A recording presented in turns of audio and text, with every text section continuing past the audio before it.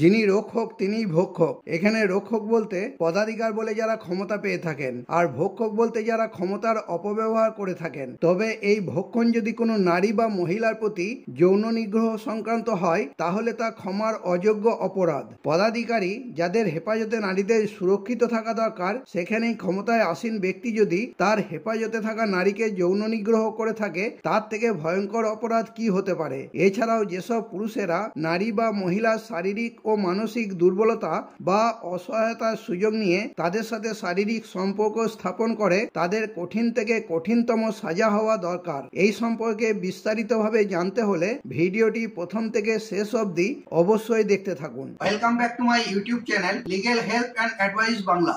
আজকের এই ভিডিওতে জানাবো ভারতীয় ন্যায় সংহিতার 64 নম্বর ধারার 2 নম্বর উপধারায় কি বলা আছে। Channel membership.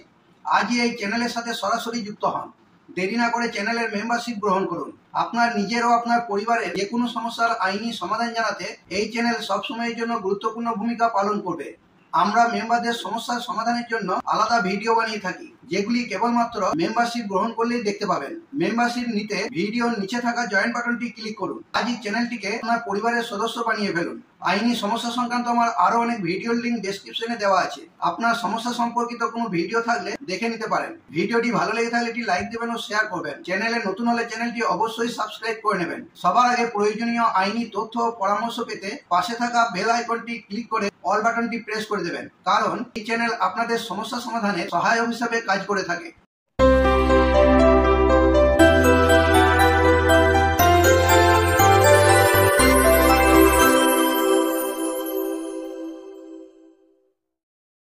ভারতীয় ন্যায় সংহিতার 64 নম্বর ধারার 2 নম্বর উপধারায় কি বলা আছে। ভারতীয় ন্যায় সংহিতা 2023-এর 64 নম্বর ধারা 2 নম্বর উপধারায় বলা আছে যে কেউ কোনো পুলিশ কর্মকর্তা হয়ে ধর্ষণ করে, যে থানায় ওই পুলিশ কর্মকর্তা নিযুক্ত আছেন তার সীমার মধ্যে, অথবা কোনো থানাগৃহের পরিসরের মধ্যে, অথবা ওই পুলিশ কর্মকর্তার হেফাজতে বা ওই পুলিশ কর্মকর্তার নিম্নপদস্থ কোনো পুলিশ কর্মকর্তার হেফাজতে থাকা কোনো নারীর উপর, অথবা কোনো সরকারি কর্মচারী হয়ে ওই সরকারি কর্মচারীর হেফাজতে বা ওই সরকারি কর্মচারীর নিম্নপদস্থ কোনো সরকারি কর্মচারীর হেফাজতে থাকা কোনো নারীকে ধর্ষণ করে, অথবা কেন্দ্রীয় বা রাজ্য সরকার দ্বারা কোনো অঞ্চলে মোতায়েন করা সশস্ত্র বাহিনীর সদস্য হয়ে ওই অঞ্চলে ধর্ষণ করে, অথবা কোনো হাজতের, রিমান্ড হোমের বা তৎসময়ে বলবৎ কোনো বিধি দ্বারা বা অনুযায়ী স্থাপিত অন্য হেফাজত স্থানের অথবা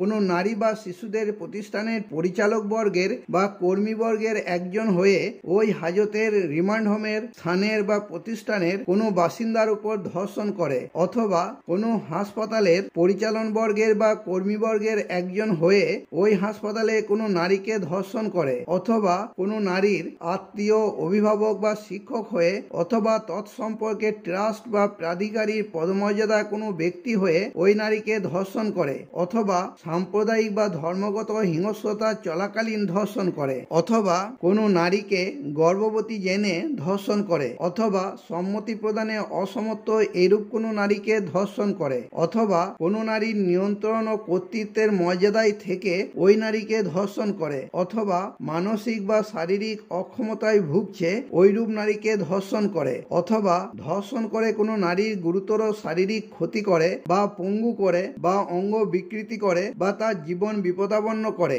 অথবা প্রায়শ একই নারীকে ধর্ষণ করে, সে সশ্রম কারাদণ্ডে, যার মেয়াদ 10 বছরের কম হবে না কিন্তু যাবজ্জীবন পর্যন্ত হতে পারে, যা ওই ব্যক্তির অবশিষ্ট স্বাভাবিক জীবনের জন্য কারাদণ্ড বুঝাবে, তদুপরি অর্থদণ্ডেও দণ্ডিত হবে। এই উপধারার প্রয়োজনার্থে সশস্ত্র বাহিনী বলতে নৌবাহিনী, সামরিক বাহিনী ও বিমান বাহিনী বোঝায়, এবং সাময়িকভাবে বলবৎ অন্য কোনো বিধি অনুযায়ী কোনো সশস্ত্র বাহিনীর সদস্যকে অন্তর্ভুক্ত করে, তৎসহ এরূপ কোনো আধা সামরিক বাহিনী বা কোনো সহযোগী বাহিনীকে অন্তর্ভুক্ত করে যা কেন্দ্রীয় সরকার বা রাজ্য সরকারের নিয়ন্ত্রণাধীন। হাসপাতাল বলতে বোঝায় কোনো হাসপাতালের চতুর্সীমা এবং উহার অন্তর্ভুক্ত এরূপ কোনো প্রতিষ্ঠানের চতুর্সীমা যার উদ্দেশ্য হল রোগ মুক্তির পর ক্রমান্বয়ে স্বাস্থ্য পুনরুদ্ধার কর্মে লিপ্ত ব্যক্তিদের অথবা চিকিৎসকদের পরামর্শ প্রত্যাশী ব্যক্তিবর্গের গ্রহণ ও চিকিৎসা করা। করা। পুলিশ কর্মকর্তার অর্থ পুলিশ আইন 1861 অনুযায়ী পুলিশ কথাটি যে অর্থ আরোপিত হয়েছে সেই একই অর্থ হবে। নারী বা শিশুদের প্রতিষ্ঠান বলতে এইরূপ কোনো প্রতিষ্ঠান বোঝায় যা নারী বা শিশুদের গ্রহণ ও তত্ত্বাবধানের জন্য স্থাপিত ও রক্ষিত, তা কোনো অনাথ আশ্রম নামে বা অবহেলিত নারী বা শিশুদের আবাস নামে অথবা বিধবা আবাস নামে অথবা অন্য যে কোনো নামে অভিহিত হোক। আজ এই পর্যন্তই। এই সংক্রান্ত কোনো সমস্যা থাকলে কমেন্টে জানাবেন, ভিডিওটি লাইক করবেন ও চ্যানেলটি অবশ্যই সাবস্ক্রাইব করে নেবেন। Legal help and advice Bangla channel সর্বদা আপনাদের পাশে আছে।